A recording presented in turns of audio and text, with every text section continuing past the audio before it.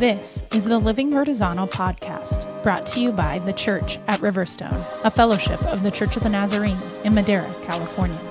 Our episode today focuses on Matthew 25:31-46, where Jesus talks about the separation of the sheep and the goats. Together, we will be discussing Christ's call to remain focused on Him and to rest in the peace of knowing that He is our just advocate. Hi, everybody. I'm Nick. I'm Natasha. I'm Brittany. I'm Derek. And we are the Living Vertizontal podcast, back with you this week as we continue working through Matthew. Just as a quick reminder, last week we focused on Matthew chapter 25, verses 14 through 30, so kind of the middle chunk of Matthew 25, where Jesus shares the parable of the bags of gold. And with that parable, we as a group discussed this idea of faithful life stewardship as we await the return of Christ. This week, we're going to finish up with Matthew 25, specifically looking at verses 31 through 46. And in this passage, Jesus shares a final parable about the sorting of the sheep and the goats on the last day when the Son of Man comes. And so I believe today we have Brittany reading for us. So Brittany, would you mind reading Matthew 25, verses 31 through 46? Yes, Matthew 25:31. But when the Son of Man comes in his glory, and all the angels with him, then he will sit on his glorious throne, and all the nations will be gathered before him, and he will separate them from one another, just as the shepherd separates the sheep from the goats. And he will put the sheep on his right, but the goats on the left. Then the king will say to those on his right, "Come, you who are blessed of my Father, inherit the kingdom prepared for you from the foundation of the world. For I was hungry, and you gave me something to eat. I was thirsty, and you gave me something to drink. I was a stranger, and you invited me in. Naked, and you clothed me. I was sick, and you visited me. I was in prison, and you came to me." Then the righteous will answer him, "Lord, when did we see you hungry and feed you, or thirsty and give you something to drink? And when did we see you as a stranger and invite you in, or naked and clothe you? And when did we see you sick or in prison and come to you?" And the king will answer and say to them, "Truly I say to you, to the extent that you did it for one of the least of these brothers or sisters of mine, you did it for me."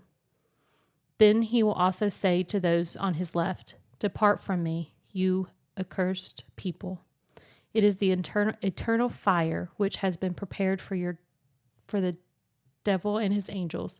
For I was hungry, and you gave me nothing to eat. I was thirsty, and you gave me nothing to drink. I was a stranger, and you did not invite me in. Naked, and you did not clothe me. Sick and in prison, and you did not visit me." Then they themselves also will answer, "Lord, when did we see you hungry or thirsty or as a stranger or naked or sick or in prison and did not take care of you?"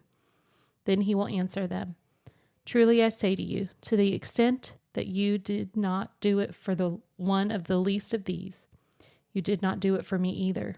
These will go away into eternal punishment, but the righteous into eternal life." All right. Thank you for that, Brittany. As we jump into the conversation, I think it would be appropriate, kind of like last week, bridging this parable with what has come before in this conversation in Matthew 25. And it seems as though, and I guess even Matthew 24, it seems as though each of the stories as we have gone along, each of the parables, each of the conversation points that Jesus has had as we have moved through these two chapters, 24 and 25, have almost functioned as a funnel where we are getting narrower and narrower, where Jesus starts with kind of big ideas, big understandings, general statements, and now we're starting to work into a more specific and pointed conversation on, I guess for lack of a better word, the expectations that maybe exist for us as we live in this here and now time. Last week we talked about how, the kingdom of heaven is coming, but it's also here and now. And so as we live here and now, what does it look like for us to participate in that kingdom? And so last week, the general conversation, I know we had some more focused individual conversations that happened. Really, we keyed in a lot on, what we understand about Jesus and who we believe Jesus to be really informs how we behave in the world. This week, we're going to take a step further, it would seem, through this story, where instead of this general idea of there's an expectation of increase, right? You have X amount of talents, and there's this expectation that you are going to take those talents and not just bury them and hide them away, but you're going to use them to further the kingdom. We're going to look at maybe what it looks like to use the talents to actually participate in the kingdom here and now with this parable of Jesus. So I think in light of what you've just shared, Nick, when we look at specifically what it is that Jesus is using as classifications for the righteous or unrighteous or the sheep or the goats, he gives some really specific directives or maybe some signposts of things that we can look for as actions that are the result of this inward heart, which the inward heart would be one of service and one of humility. And you see that Jesus he really goes over this list twice. Mm-hmm. And specifically, we're looking at things like seeing the hungry and feeding them, providing shelter or a place of rest or a place of peace, a place of sanctuary for the stranger, giving clothes, meeting physical, tangible needs of people. He talks about the sick and about the imprisoned and how these things are important markers of what is the result, or we've talked about, what is the fruit of good root. And so not that these are the things we should necessarily strive for in and of themselves, but these are the things that naturally pour out of a righteous heart. And so, so I think to add to your point that this discussion on the sheep and the goats this week kind of puts some practical examples to, well, what does it mean to use these talents well, like what we talked about last week. And so this gives some practical examples of what I think we alluded to last week, but maybe didn't specifically spell out. Jesus goes ahead and does that for us here. Mm-hmm. With that, let's just jump into our conversation. What are you guys seeing? What are the thoughts that you have, observations? What do we got? So I think right just from the get-go, I look, and as we began reading from verse 31 to 33, this first little paragraph here, it's a description of the coming of the day of the Lord. And it's just to envision this, you have the Son of Man coming in all of his glory, right? So I imagine like bright, vibrant lights, and his angels are everywhere. They're surrounding him. And he's seated on a throne that is more glorious than I could ever describe. And so I'm just picturing the magnificence of this. And I think then I turn and I look and I see that there is nation upon nation, and not just like the current nations, but like generation upon generation of all the people who have ever been in the world. And it's just overwhelming. And I think I'm just completely awestruck just by where we start here in this conversation of the sheep and the goats. Yeah, and I think that at this judgment day that Matthew is painting, there is some very intentional connecting that he does. And really Matthew, as the gospel author, does this pretty regularly throughout the Gospels, or the gospel, where there's a lot of like calling back to and referencing Old Testament passages and bringing them forward and framing Christ in those passages. And just in this small, 1, to 3 verses, 31 through 33, that is painting the picture of the day of the Lord, like you were saying. We have 1, 2, 3, 4 that I made note of references back to different Old Testament passages that point to or explain or describe what things are going to be like on that divine day of judgment. And so like you, the first verse, you have Daniel chapter 7, when it's kind of talking about all authority and power being placed in God's hand, or being in God's hand.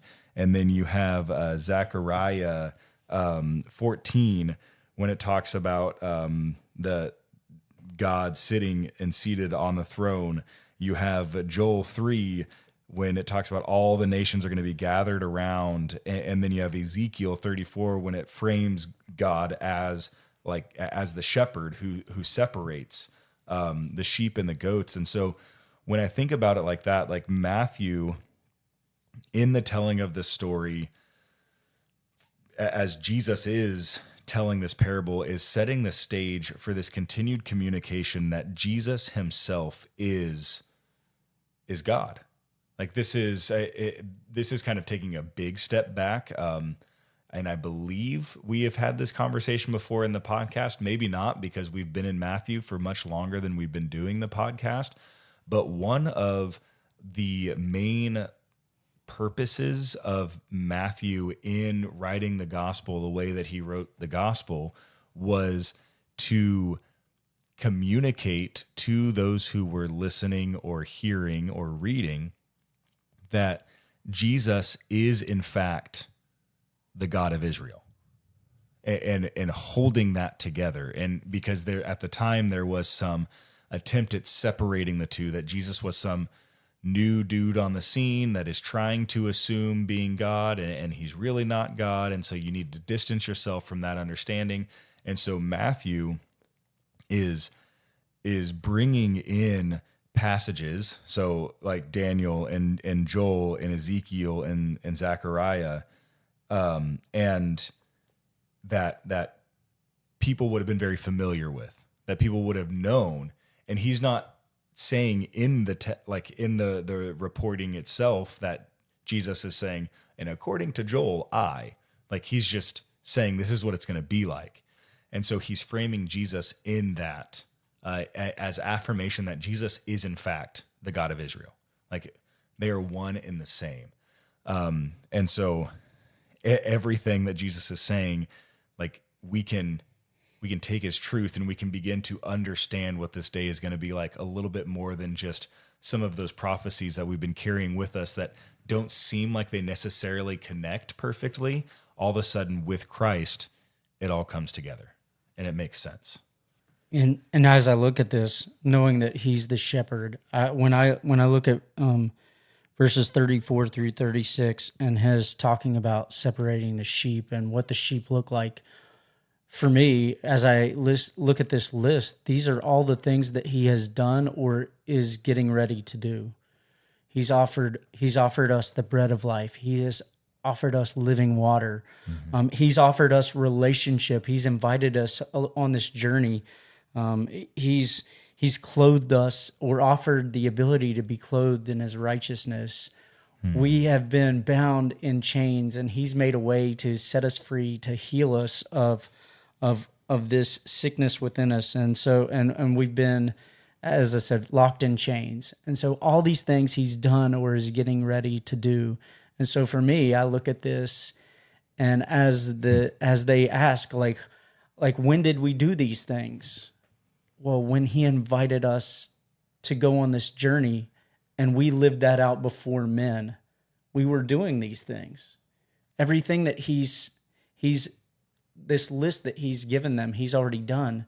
And he's been asking them this whole time throughout Matthew. He's been asking those who follow after him to emulate what he's doing. And right. So this is where, to me, he's setting the stage. He's basically saying, I've done these things, and this is what I'm expecting for you to do if you want to be a sheep.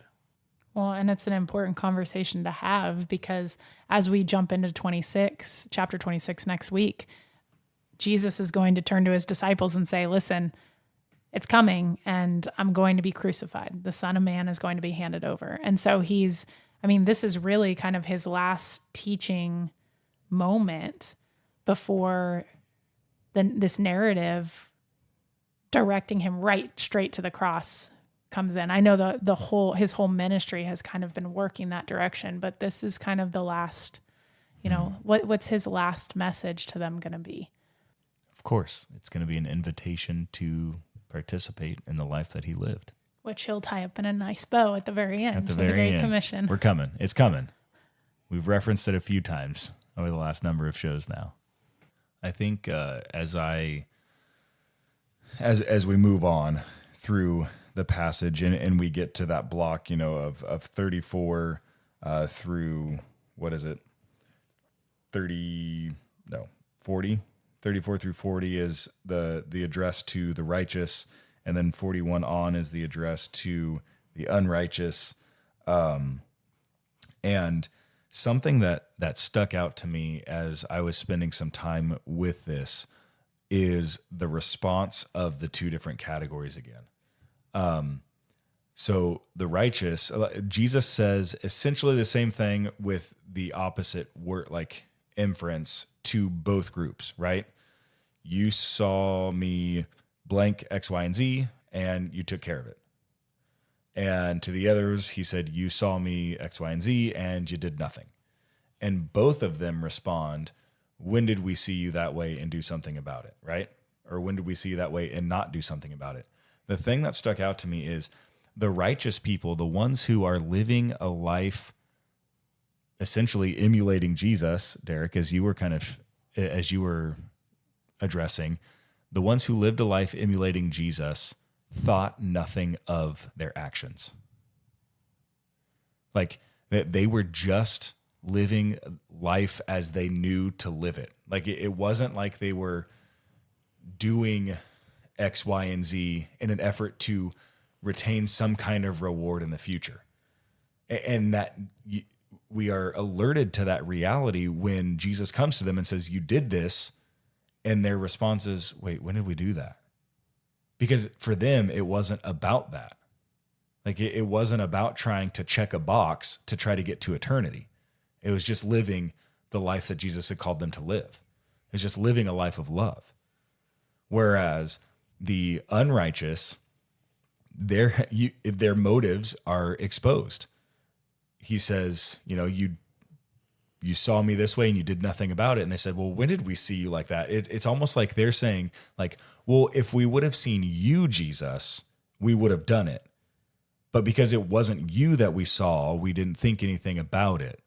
And it's like they're exposed for who they are. Like they are simply motivated by looking good in front of the king.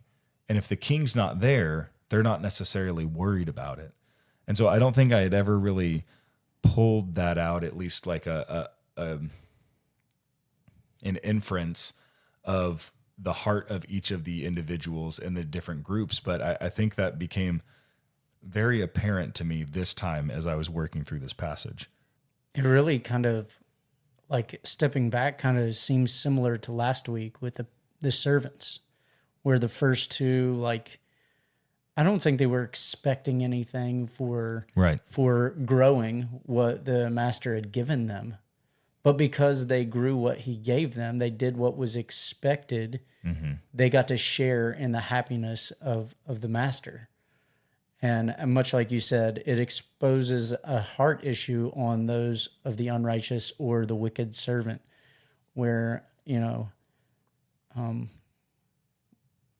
the wicked servant was trying to not be judged by a harsh master for, trying not to lose his money. Mm-hmm. Right. And then in this instance, I think what you said really rings true. It's like, well, if the king's not here, like I want to be seen by the king. Like I want something for me out of it, not to honor the king. Right. And so I guess with that conversation, I mean, where the question it brings me to is, I feel like, or the observation it brings me to is, I feel like it brings us to a place where we are invited to examine our motivations for why we do or why we don't do what we do. Either what we are doing or are not doing. Like, what is the motivation for our actions or lack thereof?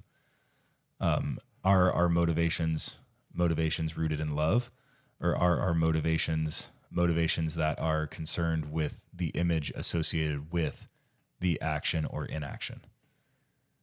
And I think that begins to expose maybe a little bit more. Natasha, earlier you were having this conversation on the fruit or the root.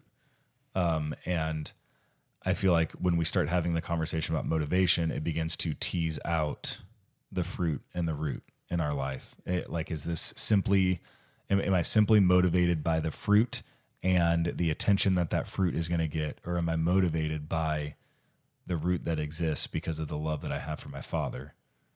And then the rest of it, I'm just not really worried about. Like, all I'm worried about is Jesus, falling in love with Jesus, and allowing Jesus to work in my life. And what happens after that is just Jesus working in my life. Man, it makes Christianity so simple. Yeah.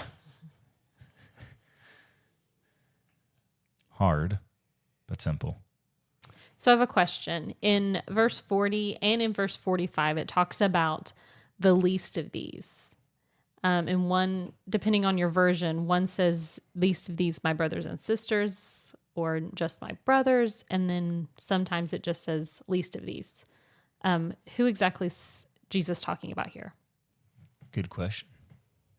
Well, so before I attempt to, I don't know, at least share my thoughts on that, I want to be really careful to make sure that what I'm about to say isn't heard through an improper lens.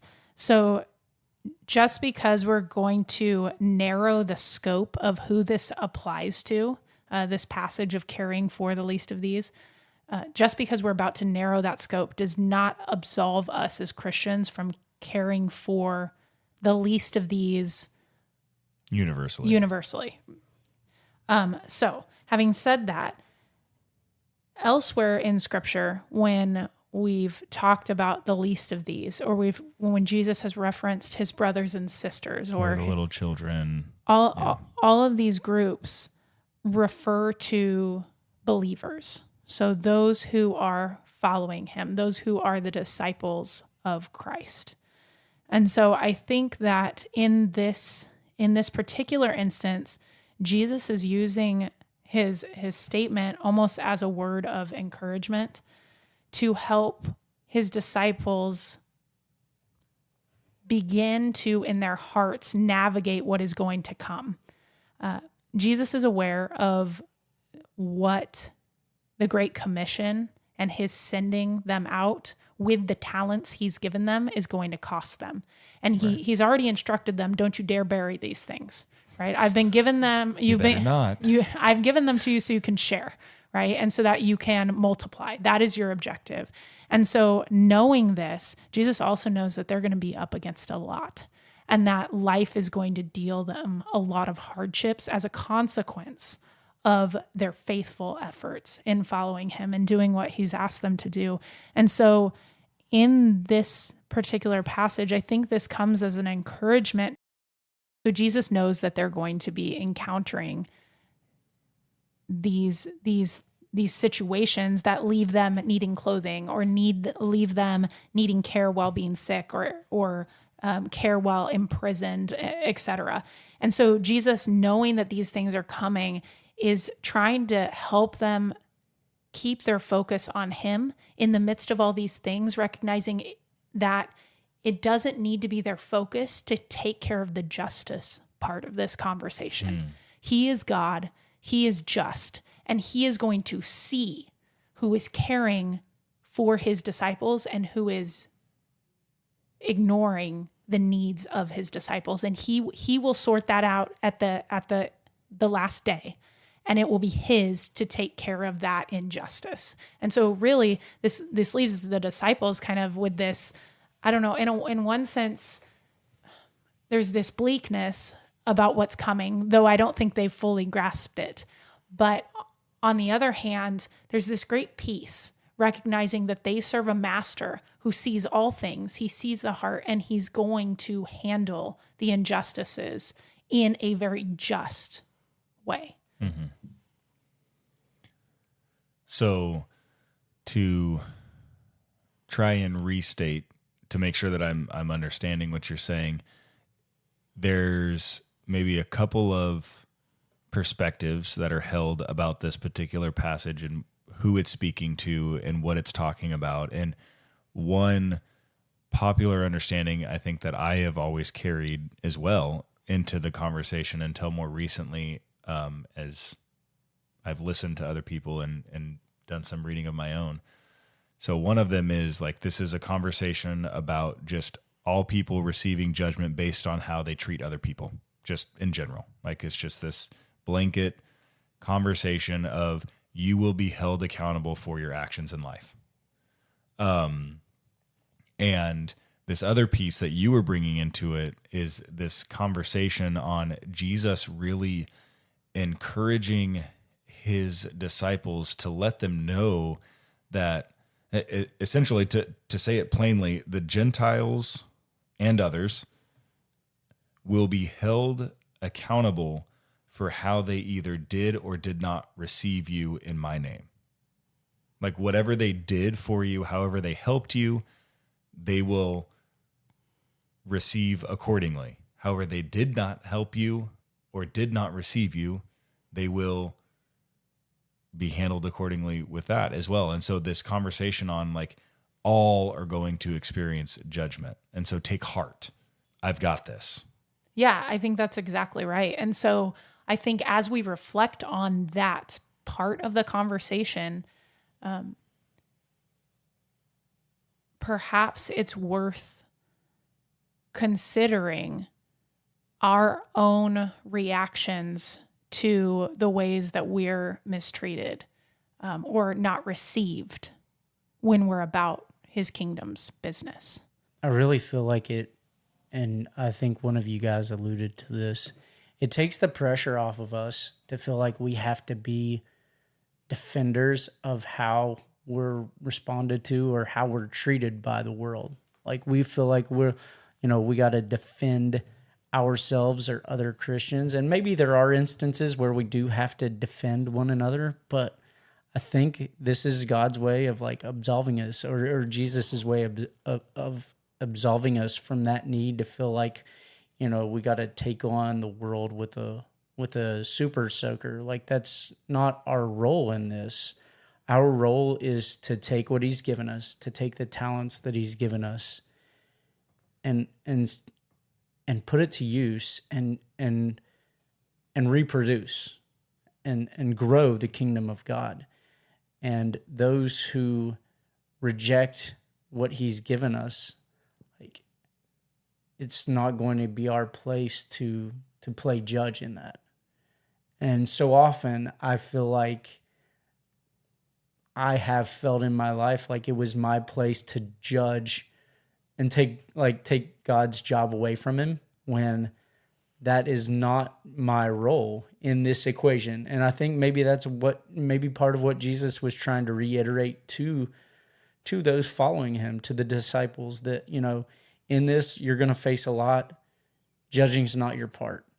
Just keep giving what I gave you. Keep living, keep serving, keep loving, and I'll take care of the rest. And I'll be the one who separate.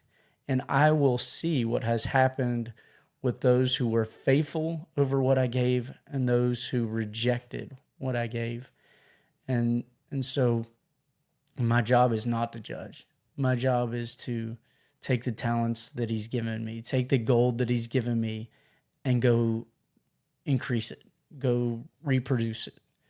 I think these things can become such a distraction too. Our need to advocate for ourselves, our need to fight our own battles, that it distracts us from applying our talents well and from building the kingdom well. And I think Jesus knew that this would become a distraction for us. And so I think when at least when I think about the present church, I feel like we've become very, very distracted by issues that really are not, they aren't our responsibility to preside as judge over. We have the responsibility to grow the kingdom.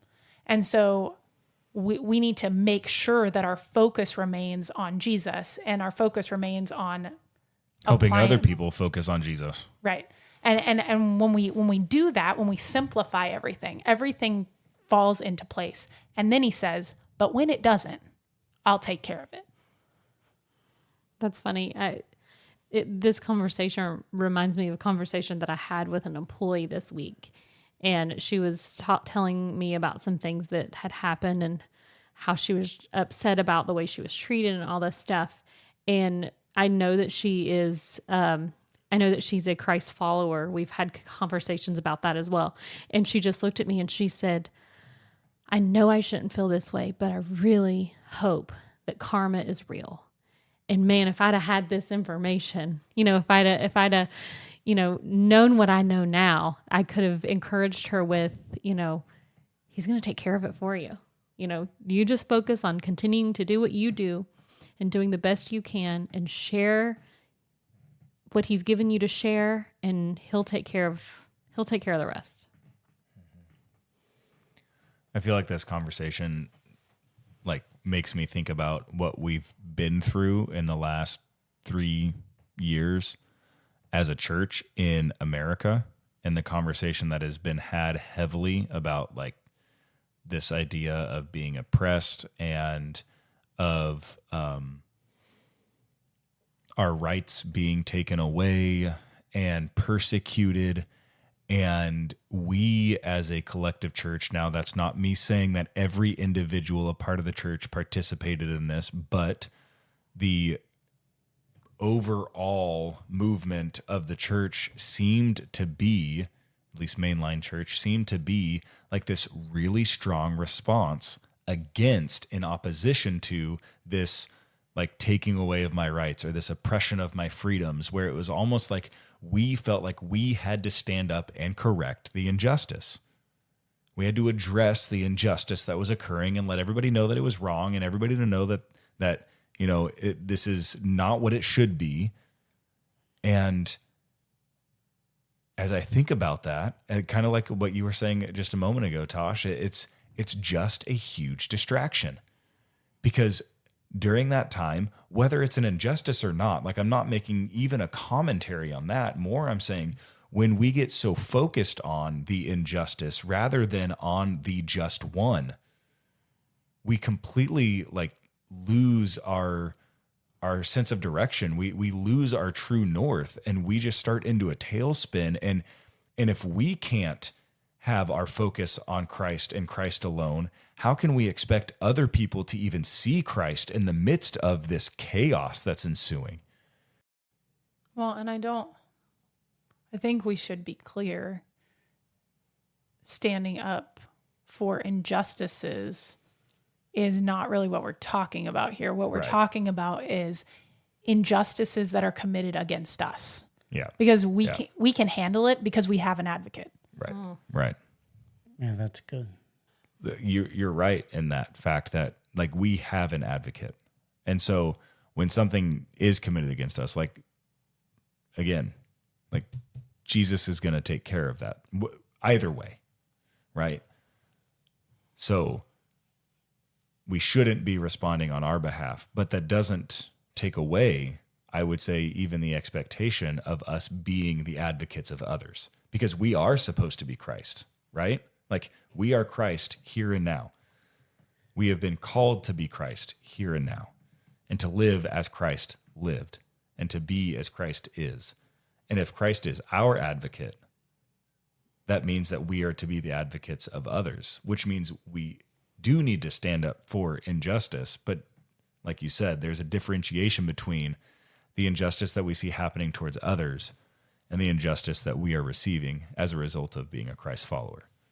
And I think too often we are very quick to stand up in opposition to the injustice we receive as a Christ follower, and not so quick to stand up.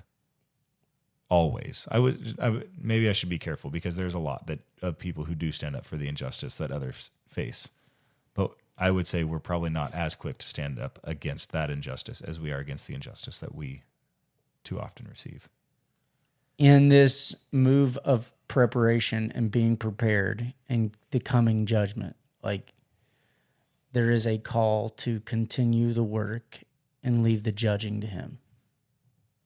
Like, keep doing, live how I lived, and I'll take care of the rest.